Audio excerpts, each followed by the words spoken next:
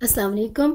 Discourse of history के 78वें यानी 78th और तारीख़ चाइना के 12वें प्रोग्राम में आपकी खिदमत में हाज़िर हैं और हमारे साथ मौजूद हैं उस्ताद मोहतरम प्रोफ़ेसर डॉक्टर असलम सैयद साहब। अस्सलाम वालेकुम सर। जी अस्सलाम। दोस्तों 2 माज़रतें प्रोग्राम शुरू करते हुए। एक तो ये कि लाइट चली गई है, इसलिए मेरे कमरे में लाइट का थोड़ा-सा बैलेंस आउट रहेगा, और दूसरा क्योंकि मैं स्वेयर थ्रोट इन्फेक्शन का शिकार हूँ, तो आवाज़ थोड़ा-सा आपको डिस्टर्ब लगेगी। तारीख़ चाइना के हवाले से अगर बात करें तो जैसे कि आपको याद ही होगा कि इससे पहले 11 प्रोग्रामों में हमने चाइना की तारीख़ के मुख्तलिफ़ अदवार का अहाता किया, और पिछले प्रोग्राम में पर्टिकुलरली फ़ोकस था हमारा सैंग डायनेस्टी के डाउनफॉल पे। सर ने बड़े वाज़े अंदाज़ में उनके डाउनफॉल की रीज़न्स को डिस्कस किया और बताया कि किस तरह से इलाकाई बैलेंस डिस्टर्ब हुआ, किस तरह उस दौर में सैंग डायनेस्टी की अफ़वाज क्योंकि खेती-बाड़ी और सेटल्ड लाइफ़ की तरफ मुतवज्जे हो गईं, तो उनका जंग से और स्टेट के डिफेंस से तवज्जो हटी, और नतीजा ये था कि सैंग डायनेस्टी का डाउनफॉल होता है। और ये वो दौर है जब मंगोल स्ट्रेंथन हो रहे थे, और मंगोलों ने अपनी हुकूमत चाइना में भी डेवलप कर ली। मंगोलों ने जो पहली चीज़ की वो ये थी कि वो लोकल पॉपुलेशन के साथ एसिमिलेट करने के लिए अपनी डायनेस्टी को उन्होंने युआन डायनेस्टी का नाम दिया। और इनका दौर 1211 से 1355 का है, जो बहुत तवील अरसा नहीं लगता किसी भी डायनेस्टी के लिए, लेकिन स्टिल बहुत सारी चीज़ें, बहुत सारी डेवलपमेंट्स हैं, जो इस दौर के हवाले से डिस्कस करने से ताल्लुक़ रखती हैं। तो हम सर से ही दरख्वास्त करेंगे कि सर, इस दौर में प्रोमिनेंट जो रूलर था, वो कुबलाई ख़ान नज़र आता है। बाकी एज़ सच कोई प्रोमिनेंट रूलर नज़र नहीं आता इस डायनेस्टी में। तो कुबलाई ख़ान की स्टेट पॉलिसीज़, उसने किस तरह से मंगोलों की हुकूमत को चीन में स्ट्रेंथन किया, और वो क्या फैक्टर्स थे कि वो एक मज़बूत हुक्मरान के तौर पे चीन में इमर्ज हुए। Over to you sir. जी थैंक यू। थोड़ी सी डेट्स की तस्हीह कर लें। 1274 में इसने स्टार्ट किया है चाइना को कॉन्कर करना। It took him 3 years. So literally 1277 को हम कह सकते हैं कि when he had north China, south China. मेरा भी गला खराब है तो इसलिए माजरत के साथ अगर आपको कोई महसूस हो तो इट्स नॉट माय फॉल्ट। जी, अच्छा तो थैंक यू जी। तो मैं जैसे अर्ज़ कर रहा था कि अभी भी इक्का-दुक्का चीनी ऐसे थे जो नहीं चाहते थे कि मंगोल्स हुक्मरान हों, लेकिन it took him 3 years and finally he was successful. अब आपका जो सवाल है कि इसने इसका नाम युआन रखा, ये बड़ी पुरानी बात है, मेरे ख़्याल को 100 साल पहले इनके आने से, कि जो कोई चीन में हुक्मरान या कोई इलाका लेना चाहता था, वो या तो अपना नाम तब्दील कर लेता था, या अपना लिबास और बूदोबाश ऐसी कर लेता था कि लोग समझे ये भी चीनी है। तो युआन का मतलब होता है असली। ये इन्होंने कहा कि असल चीनी तो हम हैं, हालांकि शक्ल सूरत से, जुबान से ये बिल्कुल, लेकिन इसने, जिसका मैं आपने जिक्र किया कुबलाई खान, ये चंगेज खान का ग्रैंडसन था, उसका पोता था। और बाकी इसके बाद 7 हुक्मरान और होते हैं, लेकिन कोई किसी ने कोई ऐसा काम नहीं किया। हिस्टोरियन सारे ही कहते हैं कि वो मंगोल जो हैं ये कुबलाई खान के साथ ही एसोसिएटेड हैं। अच्छा, इसने जो काम किया वो मैं बड़ा सिंपली से आपको बता दूं कि इसने, ये अमेजिंग है, I don't know whether we can call it the earliest form of colonialism और नॉट, लेकिन मैं आपको बताता हूं कि इसने अपनी पूरी कौम को जो इसके अंडर थी उसको 4 हिस्सों में इसने तकसीम किया।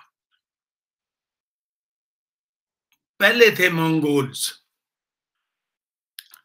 और मंगोल्स में इसने उनको भी 4 ग्रुपों में रखा। एक तो था कि जो सबसे पुराना ट्राइब था इनका, जिससे ये खुद बिलोंग करता था, नंबर 1, कोई भी अगर किसी को हुकूमती ओहदा देना या कुछ करना, तो जो इसके अपने ट्राइब से थे उनको प्रेफर किया जाता था। उसके बाद सफेद तातारी, व्हाइट टाटार्स कहते हैं उनको, जो इनके कबीले के तो नहीं थे लेकिन इनके साथ थे, इनके एलाइज थे, वो आते हैं। तीसरे आते हैं थोड़े से स्याह फाम तातारी, जो इतने गोरे नहीं थे लेकिन फिर भी उनको तीसरे नंबर था। और आखिर का जो हिस्टोरियंस ने लिखा है कि वाइल्ड तातारी, यानी वो जंगली किस्म के लोग जो आबाद नहीं थे, सेटल्ड नहीं थे। लेकिन ये चारों ग्रुप जो थे, they were considered first class citizens. तो इनके अपनी दर्जा बंदी जो थी वो सिर्फ हुकूमती ओहदों के लिए थी, बाकी for the rest of the Chinese subjects ये टॉप क्लास थी इनकी। यानी 3 किस्म के तातारी और एक इनका अपना कबीला, ज्यादा नौकरियां इन्हीं को मिलती थी। दूसरा ग्रुप था तुर्कों का। ये वो तुर्क थे जो मोस्टली नॉर्थ चाइना के थे या साइड्स पे से, जैसे ये उगयूर थे या काजक थे या तुर्कमान थे, ये लोग थे। इनको इन्होंने नंबर 2 दिया कि ये हमारे एलाइज हैं और ये हमें हेल्प करेंगे। तीसरे नंबर पे शुमाली चीनी लोग जो थे, वो चूंकि इनके साथ उनकी रिश्तेदारियां थीं और वो उन्होंने कईयों ने उनमें से हेल्प की इनकी, तो इसलिए उनको भी इन्होंने तीसरा दर्जा दिया। जो सबसे निचला दर्जा दिया वो दिया साउथ चाइनीज को, जनूबी चीनी जो थे। उनके साथ जो सलूक किया गया है इसकी मिसाल हमें कम मिलती है। उनको इजाजत नहीं थी कि मंगोल जुबान सीखें, उनको इजाजत नहीं थी कि मंगोल लिबास पहने, किसी सरकारी नौकरी के अहल नहीं थे वो, और कोई हथियार उठा के नहीं चल सकते थे। यानी बड़ी लंबी लिस्ट है एक, जिसमें आप यूं समझ लीजिए, let me go over it again. तो पहली जो क्लास है वो है प्रिविलेज्ड और रूलिंग क्लास। सर, लेकिन एक सवाल भी बीच में आता है कि ये इतनी डिस्क्रिमिनेशन क्यों? तो जहाँ आपको मुनासिब लगे इस डिस्क्रिमिनेशन की रीज़न भी टैकल कर दीजिएगा। जी, जी, बिल्कुल, क्योंकि उन्होंने सबसे ज़्यादा रेज़िस्ट किया था इनको। एक और वजह मैं आपको बताता हूँ, they were much more civilized than the others. एक कॉम्प्लेक्स आता है ना कि इनमें अदब भी है, इनमें सब कुछ है, जो इनको बाद में एहसास हुआ कि इनको अगर हम निकाल देंगे तो रिजल्ट क्या होगा कि आपका जो चाइना का इमेज होगा अंडर द मंगोल्स वो उतना नहीं होगा। ये मुझे मिसाल याद आती है स्पार्टा और एथेंस की। आपको याद होगा अगर आप वो इसकी तारीख पढ़ें, थुसिडिडस की, तो उसमें वो लिखता है ना, जो पेलोपोनेशियन वॉर्स की तारीख है पूरी, उसमें वो बताता है कि तहजीब के लिहाज से, तालीम के लिहाज से, हर लिहाज से Athens was superior to Sparta. लेकिन स्पार्टन्स दे डोमिनेटेड एथेंस, और उस पे फिर जो उनकी पॉलिसीज थी वो मोर और लेस वही थी जो आपको मंगोलों की नजर आएंगी साउथ चाइनीज के साथ, क्योंकि हर लिहाज से ये लोग मुहज्जब थे, एवरी फील्ड में एक्सेल थे। तो इनका ख्याल ये था कि ये अगर इनको हमने थोड़ा सा भी करीब लाए या इक़्तिदार में शेयर दिया तो रिजल्ट क्या होगा कि they will replace all Mongols, और फिर शायद एक आध रह जाए जो हुक्मरान था। तो ये वजह थी इनकी इनको डिस्क्रिमिनेट करने की। तो let me go over it again. यानी पहला ग्रुप है प्रिविलेज्ड और रूलिंग क्लास है। दूसरा ग्रुप है हेल्पर्स। दूसरा ग्रुप आपको पता है ना तुर्कों का है। इसमें कौन कौन है, क्या क्या करते हैं ये इनकी हेल्प करते हैं, मर्चेंट्स हैं, क्लर्क हैं, और अक्सर इनमें से बाइलिंगुअल थे। ये दोनों ज़ुबानें जानते थे, चीनी ज़ुबान भी और मंगोलियन ज़ुबान भी जानते थे। तीसरे भी इन्हीं के साथ थे। ये ज़्यादातर पर्शियन स्पीकिंग भी थे, अपनी ज़ुबान तुर्की भी बोलते थे और काफ़ी इनमें से बाद में हम देखेंगे कि मुसलमान भी थे, जिनको इन्होंने ईरान और तुर्क और कुछ अरब लेके आए, जिन्होंने आके इनकी एडमिनिस्ट्रेशन में काफ़ी हेल्प की। लोएस्ट स्टेटस, जैसे मैंने पहले अर्ज़ किया, जनूबी चीनियों का था, इनके साथ कोई शादी नहीं कर सकता था। सामान अपना कोई हथियार लेके नहीं चल सकते थे, ज़ुबान इनकी नहीं सीख सकते थे। फ़ौज, एडमिनिस्ट्रेशन, इवन ट्रेड में मर्चेंट नहीं बन सकते थे ये सिर्फ़ पेज़ेंट्स हो सकते थे या कुछ छोटा-मोटा अपना कारोबार कर सकते थे। एक इन्होंने जो शरारत की या एडमिनिस्ट्रेटिव काम किया मंगोलों ने, वो ये किया कि साउथ चीनियों में जितने ज़मींदार तबका था, उनकी ज़मीनें नहीं छीनी इन्होंने। उनको कोई ओहदा नहीं दिया, लेकिन ज़मीनें उनकी, तो उन्होंने भी खुश हो गए वो कि चलें, जब तक हमारे पास ज़मीनें हैं, तो हमारा सोशल और इकोनॉमिक स्टेटस इतना डिस्टर्ब नहीं होगा। इसलिए दे एक्सेप्टेड चाइनीज़ रूल। लेकिन सबसे ज़्यादा जो पिसे हैं इसमें लोग, वो थे जिनके पास ना ज़मीन थी, मसलन किसान, या स्किल्ड लेबर जो थी, या जो पहले मर्चेंट्स थे लेकिन अब उनके पास नहीं रही, या फ़ौज में थे, या वो लोग थे जो सरकारी काम करते थे। कन्फ्यूशियस की तालीम की वजह से उनको बड़े-बड़े ओहदे दिए जाते थे। तो जितने लोग डिपेंडेंट थे सरकारी मुलाज़मत पे या किसी और काम पे, वो सब इन्होंने फ़ारिग कर दिए। यही अंग्रेज़ों ने, आपको याद होगा, मुसलमानों के साथ किया था। When they came into power, except some parts, जिनको इन्होंने फ़ौज में रखा, बाकियों को ज़ुबान चेंज कर दी उन्होंने। ज़ुबान चेंज करने की वजह से ये हुआ कि फ़ारसी जितने बोलते थे लोग, दे बिकेम जॉबलेस ओवरनाइट।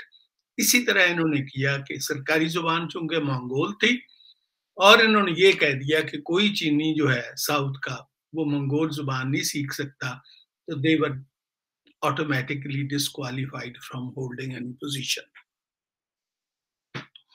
दूसरा काम इन्होंने ये किया कि ये अपनी स्टेट को, इन्होंने अपनी हुकूमत को इन्होंने 3 हिस्सों में, बल्कि 4 हिस्सों में अगर आप देखें तो तक़सीम किया है। एक जो मंगोलिया का इलाका था, वो तो इसके भाइयों-भतीजों में ही रहा, उसमें इसने कोई इंटरफियर नहीं किया। ये सिर्फ़ ये था कि ये एक कैपिटल था इसका वहाँ पे, समर कैपिटल, जहाँ पे ये जाता था। जब गर्मी ज़्यादा हो जाती थी बीजिंग में, तो ये ऊपर चला जाता था। ज़ेंडाओ उस जगह का नाम था। तो वो वहाँ, और फिर जो थी सर्दियाँ वो नीचे आके गुज़ारते थे। ये जो आज कैपिटल है चाइना का, ये फॉर द फर्स्ट टाइम इन्होंने कैपिटल इसको बनाया, and it became capital of China. जो इसमें लुत्फ़ की चीज़ें हैं, वो मैं आपको बताता हूँ कि किस तरह से हुकूमतों का निज़ाम दरहम-बरहम होता है, और किस तरह से लोग सोचते नहीं हैं शायद कि आगे क्या होगा। अब जो इन्होंने ये शहर बसाया, वहाँ पे आबादी ज़्यादातर उन्हीं लोगों की थी जो हुकूमत के कारिंदे थे। अब हुकूमत के कारिंदों में ना कोई पेज़ेंट था, ना कोई कारीगर था ऐसा। तो कारीगर इन्होंने बुलवाए ईरान से, और कुछ ये जो तुर्कमानिस्तान का इनका इलाका है, mostly they came from Iran. बल्कि बीजिंग शहर का पूरा नक्शा एक ईरानी ने बनाया, उसका सारा पूरा डिटेल तज़किरा आता है कि कौन-कौन से पैलेसेस उससे बनवाए, क्या-क्या कुछ इन्होंने किया। और मसला अब आता है कि खाने पीने की अशिया कहाँ से आएंगी? Where will they get their provisions from? इर्द गिर्द कोई हिंटरलैंड नहीं है चाइना के, बीजिंग के, तो उसमें ट्रांसपोर्ट रोड्स बनाई इन्होंने, वो ग्रैंड कैनाल जिसका हम पहले जिक्र कर चुके हैं उसको बेहतर किया, उसकी शक्ल ठीक की। तो जितना एग्जिस्टिंग इंफ्रास्ट्रक्चर था वो इन्होंने काफी हद तक इम्प्रूव किया to facilitate grain coming to Beijing. ये मसला बाद में बनेगा जब पेजेंट्स ने रिवोल्ट की इनके खिलाफ, तो दे वर लिटरली, वो कहते हैं कि स्टारवेशन पॉइंट तक चला गया था सम एरिया ऑफ बीजिंग। दूसरी बात जो हमें नजर आती है वो ये आती है कि एडमिनिस्ट्रेशन के लिए इन्होंने, कुबलाई खां के बारे में एक बड़ा सॉफ्ट व्यू दुनिया में दिया जाता है कि ही वाज कॉस्मोपॉलिटन, बड़ा एनकरेज करता था, और ये ज्यादा मशहूरी फैलाने वाला मार्को पोलो था, क्योंकि इसी के अहद में मार्को पोलो आता है चीन, और कई जगह उसका सफीर बन के गया है ये यानी बाकायदा इसने मुलाजमत की है कुबलाई खां की। तो वो जब सफीर बन के जाता था तो यही कहता था कि चाइना देखने वाला है, इतना अच्छा हुक्मरान है, उन सब की तारीफें, बिल्कुल कोई उसके ख्याल में वो डिस्क्रिमिनेट नहीं करता। जाहिर है जो भी कहीं से इसको कोई मिलता अच्छा एक्सेप्ट साउथ चाइनीज, उसको ये बुलाता बीजिंग में या अपनी मुलाजमत में उसको रखता। सबसे बड़ी तादाद जो आती है उस वक्त लोगों की, वो आती है पर्शियन स्पीकिंग पीपल की, सिल्क रोड पर। अब ये मैं आपको बता दूं कि वाई पर्शियन स्पीकिंग, क्योंकि पर्शियन उस वक्त साउथ एशिया की भी सरकारी जुबान थी, पर्शियन जाहिर है ईरान की जुबान थी, और पर्शियनाइज टर्क्स जिनको हम कहते हैं, जिसमें तुर्कमानिस्तान है, जिसमें कुछ हिस्सा अजरबैजान का जहाँ है, उज्बेकिस्तान का है, कुछ हिस्सा कजाकिस्तान का शामिल है, ये तमाम भी most of them spoke Persian. तो या तिजारत के लिए इनको बुलाया जाता था या बुक कीपिंग के लिए, हिसाब किताब रखने के लिए इनको बुलाया जाता था, क्योंकि हिसाब किताब में साउथ चाइनीज बड़े अच्छे थे, लेकिन उनको तो इजाजत नहीं थी मुलाजमत करने की, तो लिहाजा उनको निकालने के लिए ये नए लोग लाए गए।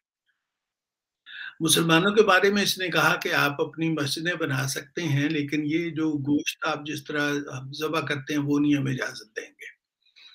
तो वो इसने रिस्ट्रिक्शन कर दी उन पे, बाकी उनको इजाज़त थी उनके, और कोई उनके खिलाफ कोई ऐसी हमें चीज़ नज़र नहीं आती। लेकिन इसका फिर आप देखेंगे असर जब चाइनीज़ इनको निकालते हैं, तो फ़ॉरेनर्स के खिलाफ चाइनीज़ का जो फिर रिएक्शन होता है दैट वो काबिल-ए-दीद था। दूसरा काम इसने ये किया कि ये इसने दोहरी पॉलिसी इख्तियार की चाइनीज फिलॉसफी और रिलीजन के बारे में। इसके बारे में कहते हैं कि अंदर से ये मंगोल था, ही नेवर चेंज्ड, बज़ाहिर प्योर चीनी था, उसी तरह का लिबास पहनता था, ज़ुबान भी इसने सीख ली थी, मैनर्स में भी वही करता था, म्यूज़िक यानी थोड़ी बहुत ऐसी चीज़ें इसने अडॉप्ट कर लीं जिससे लगे कि ये वाक़ई चीनी हुक्मरान है। लेकिन कन्फ्यूशियस की तालीमात से ज़्यादा ये पसंद करता था बुद्धिस्ट तालीमात को। और कुछ लोग तो कहते हैं कि शायद बुद्ध हो गया था ये, इसने बुद्ध मत को एक्सेप्ट कर लिया था। कुछ कहते हैं कि नहीं, टाओइस्ट भी था ये, क्योंकि ये दोनों मोनेस्ट्री के रिलीजन्स थे। दोनों रिलीजन ऐसे थे जो लोगों को ये सिखाते थे कि तुम दुनियादारों के लिए छोड़ो और तुम मस्त रहो अपनी इबादत में, फिक्र में। वो इकबाल जैसे कहता है इबलीस की मजल से शुरा में, तुम इसे मस्त रखो जिक्र सुबहगाही में, कि ये सब कुछ छोड़ दें बाकी दुनिया के दूसरे लोगों के लिए, इनको बस सिर्फ तस्बीहां पकड़ा दो और अल्लाह अल्लाह कराओ। तो ये इतना इसने एनकरेज किया, तिब्बत के लामास को इसने एनकरेज किया इतना, उनको एस्टेट्स दी, उनको मोनेस्ट्रीज बनाने की जगह दी। रिजल्ट वाज के वो एक तरफ से इन्होंने कोशिश की कि कितना आप पैसिफिस्ट कर सकते हैं चाइनीज लोगों को, कि रिलीजन में कोई ऐसी चीज इनके ना हो जो इनको उकसाए आपके खिलाफ। वो एक मॉडरेट 9/11 में ये टर्म आई थी ना, एक आपको याद होगा कि मॉडरेट इस्लाम, सूफी इस्लाम, वो इस्लाम जो आपको लड़ना नहीं सिखाता, वो राइज करें आप। और ये हम we have been through that. तो Kublai Khan also introduced all those ideas, जिससे ये पता चलता था कि ये लोग जो हैं, ये शायद अगर हम इनको निकाल दें इस जद्दोजहद से जो ये करेंगे हमारे खिलाफ, intellectually, religiously, economically and politically, तो हमें कोई खतरा नहीं होगा। Mongols will be rulers of China for ever. अब इससे जो गलती हुई इससे वो ये थी कि इसने कहा कि this was easy, why don't we conquer the other parts of surrounding areas. India was too difficult to cross. Himalayas helped India. They thought that दोनों साइड, वेस्ट और ईस्ट, ज्यादा एम्फेसिस था ईस्ट पे। They conquered Burma, they tried to reach there. Japan पे attack किया इन्होंने, which amazingly Chinese also helped. Somehow or the other जापानियों की और चीनियों की कुछ आपस में इतनी दोस्ती नहीं थी। चीनी ये समझते थे कि कोई भी हमारे लिए जापान को अगर को सॉफ्ट कर देगा तो अल्टीमेटली हमें फायदा होगा। ये इन्होंने मंगोलों ने रियलाइज किया कि in some of our campaigns Chinese help us, specially regarding Burma and regarding Japan, कि ये दोनों जो एरियाज हैं बिल्कुल, एक साउथ में और एक नॉर्थ में, they can be reached by Chinese traders. और ये चीनियों को भी पता था कि कब तक ये हुक्मरान रहेंगे, आखिर ये निकलेंगे यहाँ से, तो अगर ये एरियाज अभी हमारे साथ मिल गए तो then we will be in a position to hold them. इसी तरह वियतनाम, कंबोडियाज, कोरिया, ये तमाम इलाके इन्होंने कोशिश की। इसी तरह वेस्ट पे इन्होंने कोशिश की अपना रसूख करने की। वो कहते हैं कि कुबलाई खां की हुकूमत जो थी वो became the biggest empire of his time after his grandfather, यानी चंगेज खां के बाद जो सबसे बड़ी एम्पायर थी वो कुबलाई खां की थी। अब इसमें मसला क्या हुआ? मसला ये हुआ कि आपको पता है Wars they entail lot of expenses, पैसों की जरूरत पड़ती है उसके लिए। पैसे कहाँ से आते हैं? या आपको मर्चेंट्स देते हैं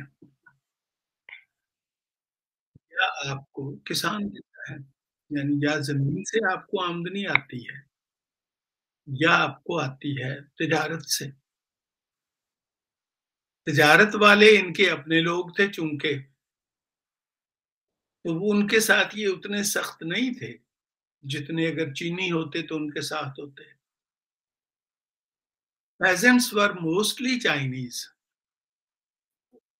वो या तो उन्होंने बंद कर दिया अपना काम काज, और या उन्होंने ऐसे तरीके इख्तियार किए कि मसलन जो इनके पसंदीदा लोग थे, जमींदार थे, उनके साथ मिल गए, उनके लिए काम करते थे और अपनी जमीनें छोड़ के उनके लिए। तो रिजल्ट क्या हुआ कि फाइनेंशियली ये लोग बैंकरप्ट होना शुरू हो गए। ये सबसे बुरा मरहला होता है किसी भी कंट्री के लिए, जब आपकी इनकम कम हो और एक्सपेंसेस ज्यादा हो। इन्होंने बढ़ा लिया था अपना इंफ्रास्ट्रक्चर इतना ज्यादा कि उसके लिए दे नीडेड मनी। जो सोर्स थे, वो कम हो गए। कई मकामात हमें ऐसे मिलते हैं कि इवन फौजी जो थे मंगोल, क्योंकि और तो कोई फौज में आ नहीं सकता था सिवाय मंगोल्स के। और मंगोल, अगर आप पता नहीं मंगोलिया गए हैं आप में से कोई या नहीं, वो जगह ऐसी है कि वहां आपका आराम करने को जी नहीं चाहता। You have to travel, you have to walk around, you have to move. Lot of movement is required, mostly on horseback. उस वक्त और तो था नहीं कुछ। In order to survive, in order to live. लेकिन चीन में, खास तौर पे साउथ चीन में, शहर थे बड़े-बड़े, हर चीज़ अवेलेबल थी, घुड़सवारी इन्होंने छोड़ दी, बल्कि अक्सर औकात ऐसा होता था कि इन्होंने ये जो मशकें होती हैं फौजी, ये भी बंद कर दी। तो वो फ़ौज जो उस वक़्त जिससे दुनिया डरती थी मंगोलों की फ़ौज से, उसके बारे में एक हिस्टोरियन ने तो यहाँ तक लिखा है कि चूँकि खाना-वाना लोगों को मिलता नहीं था, तो अक्सर लोग लूटते थे अमीरों को। ये साउथ में भी था, ये नॉर्थ में भी था, ये पूरे चाइना में फिर हो जाएगा कि ठीक है, अगर उसको जाके कहो आपके भी हम लोग भी ये पूरा इलाका भूखा है, हमारे पास कुछ नहीं है खाने को, तो आपके पास ये इतना साज़ो-सामान है, अगर कुछ दे देंगे ठीक है, वरना हम लूट के ले जाएँगे। तो कुछ लोग शेयर करा लेते थे, वो इनके साथी हो जाते थे, कुछ लोग कहते थे कि नहीं, तो उनसे ये लड़ते थे। तो एक जगह लिखा है कि 1000 बैंडिट्स इकट्ठे हुए, दे अटैक्ड द सिटी। उसके खिलाफ इन्होंने फौज भेजी। फौज की तादाद डिफरेंट है, कुछ लोग कहते हैं 50,000 थी, कुछ कहते हैं 35,000 थी। बहरहाल, वो फौज कंट्रोल नहीं कर सकी and they were defeated by those 1000 bandits. ये हाल हो गया था इस फौज का, जिसने पैसिफिक से लेके आई मीन लिटरली पूरे यूरोप तक, हंगरी तक कम से कम अपना सिक्का जमाया था इसकी फौज ने। वो अब इस हाल में पहुंच गई थी कि they could not control even a few bandits. जी जी। लेकिन मुझे लग रहा है कि शायद हम यहाँ रिलेट कर पाएँ। सर आप ये सारी बात कह रहे हैं और मुझे वो इब्न खल्दून, थ्योरी ऑफ असबिया, वो सब याद आ रहा है। तो सर क्या हम इसको इब्न खल्दून की थ्योरी ऑफ असबिया से भी रिलेट कर सकते हैं? बिल्कुल, बिल्कुल। देखिए, इब्न खल्दून ने जो थ्योरी बनाई है, वो इसी तरह स्टडी करके लोगों का। पहली बात तो ये है कि वो थ्योरी हर एक कौम पे फिट आती है। अच्छा, आप उसको मंगोलों पे कर लें, आप उसको अरबों पे कर लें, आप उसको तुर्कों पे कर लें, इवन आप मुगलों पे कर लें। ये मुगलों के साथ क्या हुआ, लेटर मुगल्स में हम यही पढ़ते हैं ना, कि आराम की ज़िंदगी गुज़ारने की जब आदत पड़ जाए, तो फिर मुश्किल काम ज़रा मुश्किल ही लगते हैं ना। तो इसलिए ये मंगोल्स तो थे, लेकिन पैदा हुए हैं चीन में। और साउथ का एरिया जो था, उसमें ज़्यादा लिटरेचर, पेंटिंग्स, ये सब कुछ चल रहा था, आर्किटेक्चर, थिएटर्स, ये सारे कुछ। अब एक तरफ उसकी आप तस्वीर देखें, दूसरी देखें जाके महाज़ पे जाके जंग लड़ना। तो people did not prefer that. उन्होंने कहा ठीक है, यहीं रहो, जो कुछ करना है यहीं करो। तो इसलिए इनकी सबसे बड़ी फेलियर की जो वजह नज़र आती है, मेरे नज़दीक, वो ये आती है कि एक तो बड़ा big chunk of Chinese population को इन्होंने आइसोलेट कर दिया। All doors were closed to them. अच्छा, लोग कहते हैं, हम जब तारीख पढ़ते हैं, जब मैंने वो लेक्चर दिया था फ्रेंच रेवोल्यूशन पे, तो मैंने खुद भी ये कहा था कि अगर देखिए तो सही रेवोल्यूशन जो यूरोप में आया है, वो एक ही आया है, and that was French revolution. क्योंकि वो प्लान्ड नहीं था, और वो लोग लेके आए थे जो किसी तरह भी हायर क्लास या मिडल क्लास से बिलॉन्ग नहीं करते थे। लेकिन जब मैं इनके खिलाफ तहरीक देखता हूँ, मंगोलों के खिलाफ, so I tend to change, to revise my idea, my theory. इसलिए कि सही मानों में जो पहली हमें रेवोल्यूशन नज़र आती है against a foreign government, massive movement, वो चाइना में नज़र आती है, started by not any elite, not any military general, pageants, किसानों ने तहरीक इनके खिलाफ शुरू की फिर। इस तहरीक की कोई और सवाल है या हम इसको सर ये एक तो सवाल साजिद खान गोरी साहब का है।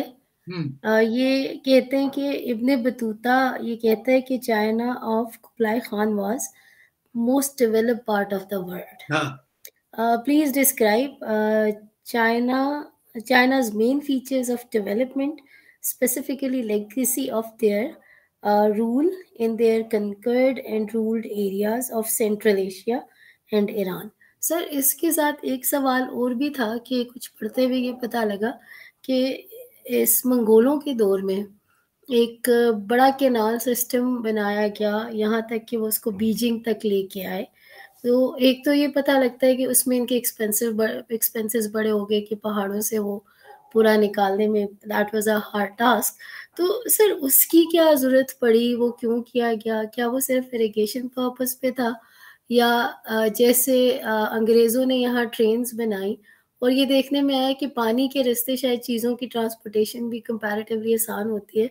तो उसके भी पर्पसेस सर अगर कुछ हाइलाइट करें? जी बिल्कुल मैं अर्ज़ करता हूँ, दोनों बड़े अच्छे सवाल हैं। पहली बात तो ये है कि ये जितने आपको किस्से मिलते हैं मार्को पोलो का या इब्न बतूता का, अच्छा। इन लोगों के साथ चूँकि बहुत अच्छा सलूक किया उसने, कुबलाई खां ने या उसके हवारियों ने, तो इसलिए इन्होंने मुबालगा आराई से काम किया है, इन्होंने एक्ज़ैजरेट किया है उसके पीरियड को।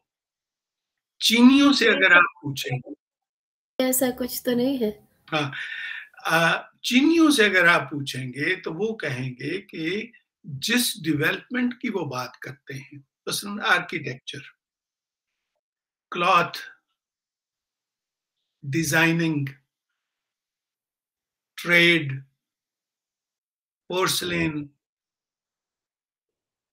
बर्तन, यही चीज़ें होती हैं ना जिससे उस वक़्त की आप देखते हैं कि कहाँ तक पहुँचा है।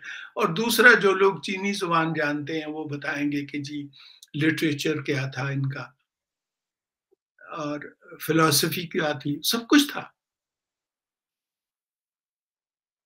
थिंग्स, पोर्ट्रेट और इस किस्म की भी बहुत सारी चीज़ें नज़र आती हैं। ड्रामाज़ नज़र आते हैं आपको, थिएटर बाकायदा नज़र आते हैं अच्छा, आपको, बल्कि एक ब्रिटिश ऑथर ने तो लिखा है कि आपको पहला सिम्फनी ऑर्केस्ट्रा भी नज़र आता है चाइना में उस वक़्त। तो देखिए, जब आप यू आर ऑन हॉलिडे, सो आप ऐसे इंस्टीट्यूशंस को डेवलप करेंगे, which will go in your favour. Yes, ये बिल्कुल सही कहते हैं कि डेवलपमेंट थी, but it was one sided development. It was that very thin upper layer which was good only for a very few people. उनका number जो उससे एंटरटेन होते थे बहुत कम था।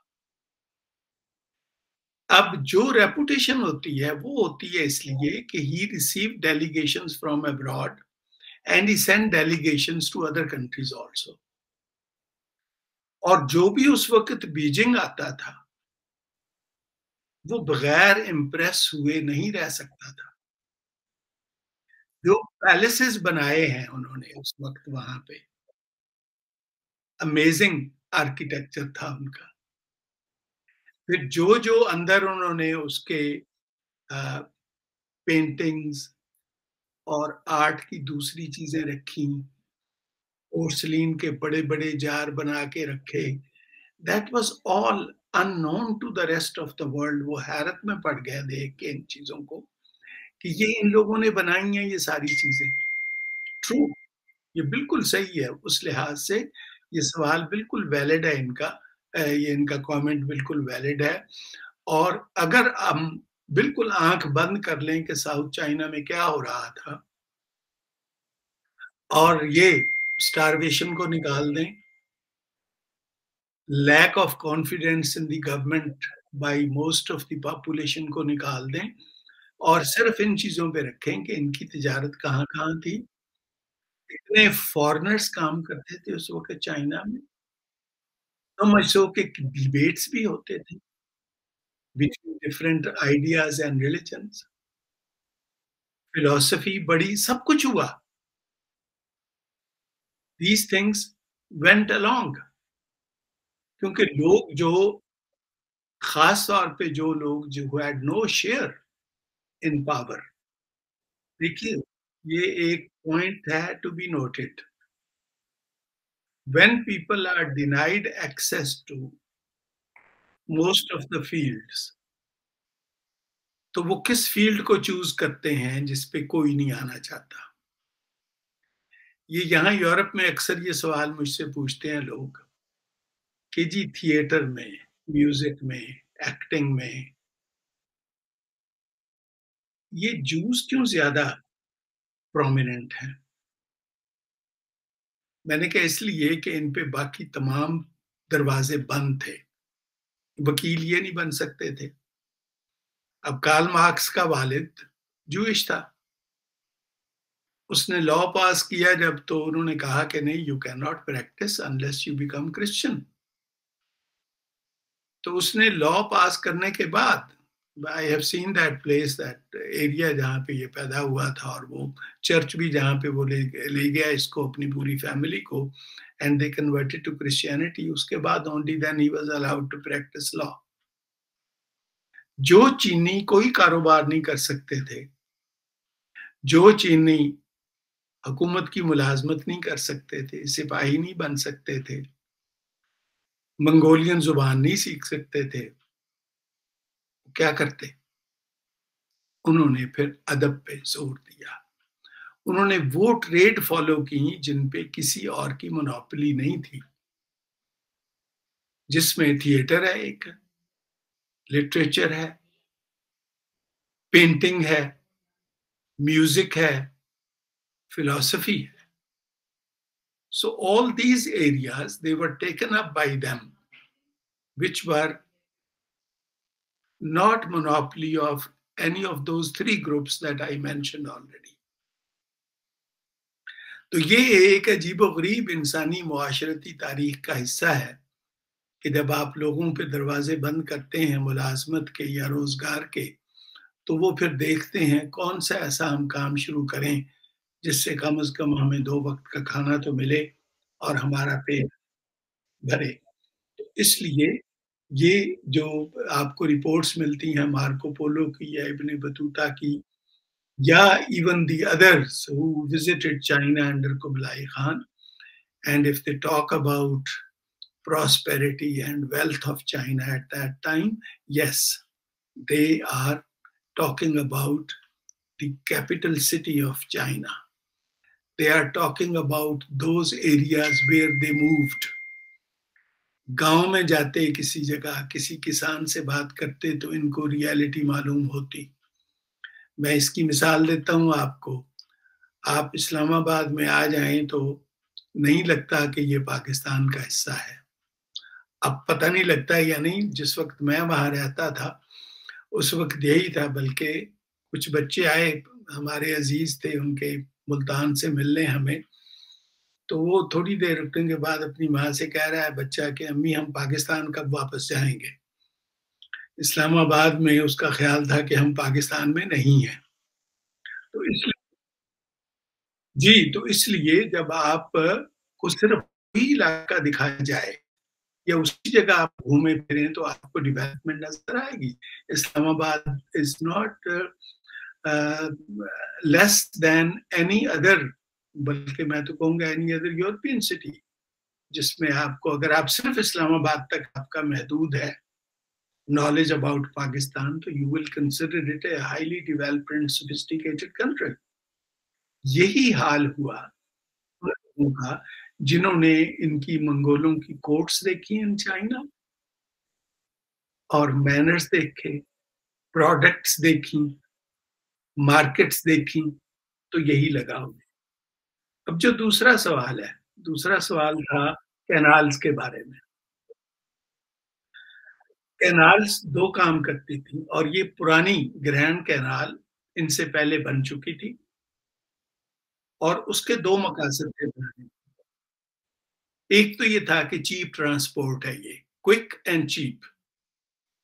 बारिश हो, कीचड़ हो, छकड़े या दूसरी चीज़ें तो रुक सकती हैं, खराब हो सकती हैं, लेकिन पानी चलता रहता है। फिर इस पे आपको किसी को महसूल नहीं देना पड़ता, कुछ अदा नहीं करना पड़ता। All you need is a boat, bamboo sticks इकट्ठी करके चीनियों को ये आती थी महारत। And that's all. You could transport much more than you would transport on carts and camels. दूसरा इसका फ़ायदा ये था कि वो इलाके जहाँ तक पानी नहीं पहुँचता था या बारिश नहीं होती थी, वो इलाके कल्टीवेट हुए।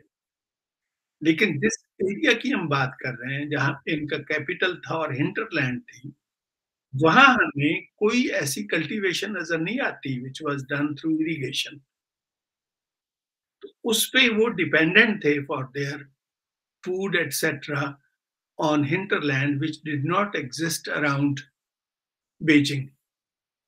ये हमारे यहाँ भी अगर इस्लामाबाद को आप अगर बिल्कुल लैंडलॉक कर दें टोटली, तो people will not be able to survive क्योंकि हिंटरलैंड एग्रीकल्चर नहीं है इस्लामाबाद की, बहुत कम है, बहुत कम। इसलिए ये फार्म लैंड इर्द-गिर्द कुछ लोगों ने बनवाई ताकि कोई अगर बहुत ही मुसीबत आ जाए या कुछ, तो लोग ये सोचा करते थे कैपिटल बनाते वक़्त उस दौर में कि कहाँ बनाना है आपने कैपिटल?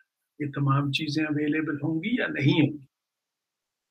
तो उसका जवाब यही है कैनाल का, जो इन्होंने सवाल पूछा कि canals were already there, this was Chinese innovation that existed before, it was not done by the Mongols, Mongol ने उस सिस्टम को इम्प्रूव किया। इसी तरह जो चूँकि आपने अंग्रेज़ों का पूछा है, अंग्रेज़ों ने भी नहरें जो बनाई हैं, ये पहली दफ़ा नहीं बनी नहरें इंडिया में। ये हमें मुगलों के दौर से भी नज़र आती हैं, बल्कि बड़ी मशहूर नहरें उन्होंने यहाँ तक नहर बनाई कि जो शालामार गार्डन को सैराब करेगी, उसके लिए भी नहर बनाई। तो ये पानी का जो सिस्टम था, पानी पहुँचाने का फसलों को, it was vital for the state, every state anywhere in the world. तो इसलिए वो बड़ी मशहूर यहाँ से एक थ्योरी निकली है हाइड्रोलिक सोसाइटीज़। एक बड़ा ये इकोनॉमिक थ्योरी है कि पानी को कौन कंट्रोल करता है किस स्टेट में, जिसमें मिडल क्लास नहीं डेवलप हो सकती, एग्रेरियन सोसाइटी सिर्फ डेवलप होती हैं। स्टेट कंट्रोल्स हाइड्रोलिक सिस्टम, नहरों का निज़ाम।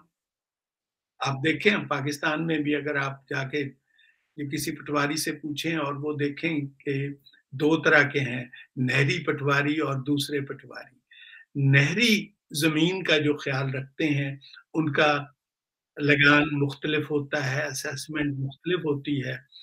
जो वो फ़ारसी का लफ़्ज़ हमने इस्तेमाल किया अपने रेवेन्यू सिस्टम में, चाह, कुआँ जिसको कहते हैं या पंजाबी में खूह कहते हैं। अक्सर पंजाब की ज़मीनें हैं कि वो फलाँ का कुआँ है, वो फलाँ का कुआँ है, उसकी असेसमेंट डिफरेंट होती है। तो अगर इफ यू कंट्रोल, अगर स्टेट कंट्रोल करती है आपका वाटर सिस्टम, तो यू विल हैव टू पे द स्टेट। आप फार्मर हैं या कंज्यूमर हैं, जो भी हैं पानी को इस्तेमाल करेंगे, तो स्टेट को आपको आबियाना इसको कहते हैं, आब याना, यानी पानी का आप देते हैं उनको एक्सपेंसेस। तो जी। सर एक सवाल और, ये जो मंगोलों के दौर में चाइनीज़ सोसाइटी नज़र आती है, हाइली पैट्रियार्कल सोसाइटी नज़र आती है। अ, कंट्रोल फैमिली पे मर्दों का, इवन अगर कोई खातून जहेज़ में जो जायदाद लेके आती है और विडो हो जाती है, तो इन दैट केस इवन उसके ससुराल वालों का उस जायदाद पे राइट है। और ये कि देवर का अपनी भाभी पे राइट है इन केस कि उसका हस्बैंड फ़ौत हो जाता है। तो ये जो सारे इश्यूज़ हैं, क्या ये मंगोल ईरा की पैदावार है या चाइनीज़ सोसाइटी जनरली एक पैट्रियार्कल सोसाइटी थी और ये कंट्रोल ऐसे ही था? हर सोसाइटी पेट्रियार्कल सोसाइटी थी in the beginning, except a few okay, examples. लेकिन some Chinese areas were not patriarchal at all. बल्कि हमने पिछले देखा है कि एक मलका इनकी, एक जैतून उसका नाम था, जैतूना और समथिंग लाइक दैट, वो हुक्मरान बनी और उसने काफी फेवरेबल लॉज पास किए विमेन के लिए। डावरी का जहां तक क्वेश्चन है, ये सही है ये बात कि चूंकि वो मलकियत होती है औरत की और औरत आती है एक दूसरे घर से, ये तो आपको पता है कि तो हमारे मजहब ने भी औरत की प्रॉपर्टी उसको करार दिया है। अगर वो अपनी खुशी से देना चाहती है किसी को तो दे दे, वरना खामिंद का या जो दूसरे जहां वो आई है उसका कोई हक नहीं है उस पे उनका। This is her property. तो जो चाइनीज सिस्टम में था कि जो औरत अपने साथ डावरी लेके आती है, if she is no more alive, तो वो property will revert to her parents और जो भी उधर सरवाइव कर रहा है, but after giving due share to her children. ये ओके। थोड़ी सी इसमें अमेंडमेंट कर लें आप, क्योंकि हमें ये पिछली डायनेस्टीज में नजर आता है कि ये डिवाइड होती थी प्रॉपर्टी, लेकिन ज्यादातर शेयर हर पेट्रियार्कल सोसाइटी का, जैसे मैंने आपसे अर्ज किया, यही होता है सिलसिला कि बच्ची के जेवरात तक जो होते हैं उस दुल्हन के या खातून के, उन पे भी उसका अपना कब्जा होता है। ये तो हमारे यहाँ कुछ रस्म रिवाज ऐसा पड़ गया कि वो खामन की मिल्कियत बन गई, वरना औरत के हकूक, मैं इसको नेगेटिव सेंस में नहीं लेता, इसको पॉजिटिव अगर आप इसका एस्पेक्ट देखें तो इसका मतलब ये है कि property that a woman has brought from her family is her property. Why should it stay with her husband after she is gone?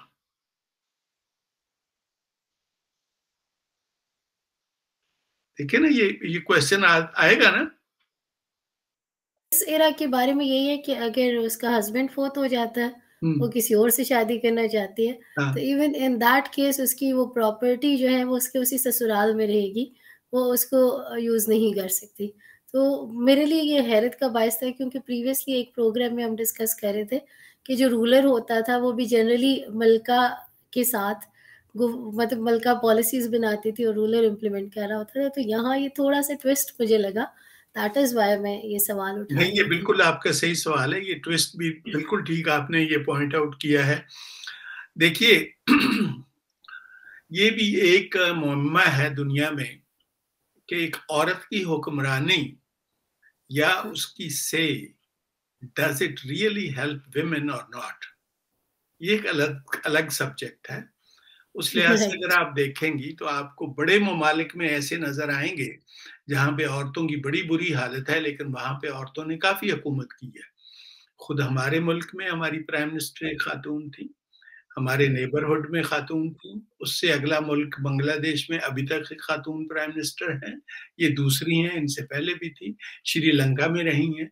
तो क्या हम एज्यूम करें इससे कि इन ममालिक में औरतों की हालत उस दौर में कम से कम बेहतर हो गई थी जिस दौर में ख्वातीन प्राइम मिनिस्टर थी? No, it's not. सो इसलिए ये कोरिलेटिव, ये बनता नहीं है आपस में रिलेशनशिप इनका। रिलेशनशिप उस वक्त बनता है जब औरतों के पास खुद इकोनॉमिक पावर होती है, when they are not dependent on husband or father or brothers, and lastly when she is recognized not through any relationship but as an individual that has right to exist. हमारे यहाँ क्या, China में भी यही system है कि औरत की आप कैसे तारीफ करते हैं जी, माँ है, बहन है, बेटी है, बीवी है, बस। अगर वो इनमें से कोई भी नहीं है तो वो नहीं है कि उसको राइट नहीं मिलना चाहिए कोई। मर्द के बारे में तो हम नहीं ये कहते। मर्द को तो कभी हमने नहीं देखा कि हाँ जी मर्द शौहर है, मर्द बाप है, मर्द खामिद है, मर्द भाई है, मर्द मर्द है। लेकिन औरत को जब हम देखते हैं तो थ्रू दीज रिलेशंस देखते हैं, which Right. means that she is dependent on these Right. frameworks जो हमने सोसाइटी ने उसके लिए डिवाइस किए हैं। सही। ये है, ये जिस दिन हमें एहसास हो जाएगा उस दिन हम देखेंगे कि मुआशरे में तब्दीली आ जाएगी, that whether she is in any of these relationships or not, she has the right to be what she is. तो इसलिए ये मंगोल तो बिल्कुल ही, मतलब अगर आप वो लेवल देखना चाहती हैं तहजीब का, which China had attained before Mongols came into power, वो नहीं था इनका। तो इसलिए कुबलाई खान ने बड़ी कोशिश की चीनी बनने की। तो, मैंने तो एक कमेंट उस पे ऑलरेडी किया है कि इसका ज़ाहिर और बातिन दो मुख्तलिफ थे। Right. बज़ाहिर बड़ा चीनी था, अंदर से बिल्कुल वही मंगोल था। And he is the only one actually जिसको आप कह सकते हैं कि who gave some identity to the Mongols that they could be considered a part of world civilization through Kublai Khan. वरना इसके जो सक्सेसर हुए, 7 successors, none of them, एक हिस्टोरियन ने तो यहाँ पे लिखा कि उनके तो नाम भी लेना मुनासिब नहीं है, because they didn't do anything Right. which could have made any difference. तो इसलिए चाइना की डेवलपमेंट या चाइना की जो आपको अगर कोई चीज अच्छी नजर आती है इस दौर में, तो it is not because of the Mongols, it is because of the exposures that Mongols give to those things. क्योंकि मंगोल्स को अगर आप उसका रिस्पॉन्सिबल देंगी तो फिर आपको बताना पड़ेगा कि क्या वो आर्टिजन्स मंगोल थे, क्या वो वर्कर्स मंगोल्स थे, क्या वो इनोवेटर्स मंगोल्स थे, क्या वो सब जो कुछ हुआ चाइना में उस वक्त मंगोल ने किया? नहीं, उसमें आपको या चीनी नजर आएंगे या जैसे मैंने आपको बताया आर्किटेक्चर में कुछ और इनोवेशंस में, क्योंकि उस वक्त ये तुर्कस्तान का इलाका जो है, ईरान का इलाका है, it was highly developed in arts and sciences and in these fine arts. तो वो आपको उनका नजर आएगा कुछ अमल दखल, अगर नजर आता है तो मंगोल्स का नहीं आएगा। अच्छा, हमारे पास टाइम है कि हम इसकी रैप अप करें या नहीं? सर बस रैप अप करना है, टाइम 2 मिनट रह गए हमारे पास। तो हम इनकी डाउनफॉल का कॉजेज नहीं ले सकते। सर वो फिर इंशाल्लाह नेक्स्ट वीक इनकी डाउनफॉल और अगली डायनेस्टी का। तो let me then conclude it. Conclusion में हम यही कहेंगे इसको कि this was an amazing period, less than 100 years. I don't know what to call it, where to put it. Early colonialism आप इसको कह लें, लेकिन वो मैं इसलिए नहीं कहूँगा कि they did not take any money to Mongolia. जैसे फ्रेंच, अंग्रेज, पोर्चुगीज और स्पेनिश किया करते थे कि लूट मार करके सारा सामान, मालो दौलत अपने मुल्कों को भेजते थे। मंगोलों ने ये नहीं किया। मंगोलों ने ये किया कि जो सबसे ज्यादा इनको रेजिस्ट करते थे उनके खिलाफ डिस्क्रिमिनेट किया, और ये डिस्क्रिमिनेशन आपको दूसरे कॉलोनियल कंट्रीज में भी नजर आएगी, उनकी एम्पायर्स में भी नजर आएगी। Indians and dogs are not allowed. This was a common plaque in many hotels and many clubs in India. Not in England, in India. England may could make sense, but not here. तो ये आपको नजर आएंगे, यहाँ पे भी कई कौमें डिस्क्रिमिनेट होती थी, कुछ लोगों को खास तौर पे किया जाता था encourage those who were loyal to the dynasty. तो कुबलाई खान ने भी यही बिल्कुल किया, जो उसके लॉयल थे, जाहिर है अपने मंगोल थे, तुर्क थे, नॉर्थ चाइनीज थे, इनको बड़ा स्पेशल स्टेटस उसने दिया। साउथ चाइनीज ने चूंकि रेजिस्ट किया, Even when he had North China under him, for 3 years he had to struggle with the South Chinese. So he discriminated against them. And they were the ones, और उनमें भी वो लोग, इसलिए इस पे मैं अच्छा एक I think I will give you a good review next week इंशाल्लाह कि ये जो ग्रास रूट एक movement for the first time हमें हिस्ट्री में नजर आती है, a revolt of masses. I'll put it this way. I think this title I like, a revolt of Chinese masses. ये आपको मिलेगी one of the main causes of the failure of Mongol dynasty. ठीक. Thank you so much sir, आपके वक्त का हमारे लिए, हमारे साथ रहने का और चाइनीज़ हिस्ट्री को इतना काबिल फ़हम बनाने का. दोस्तों, आज के प्रोग्राम के लिए बस इतना ही.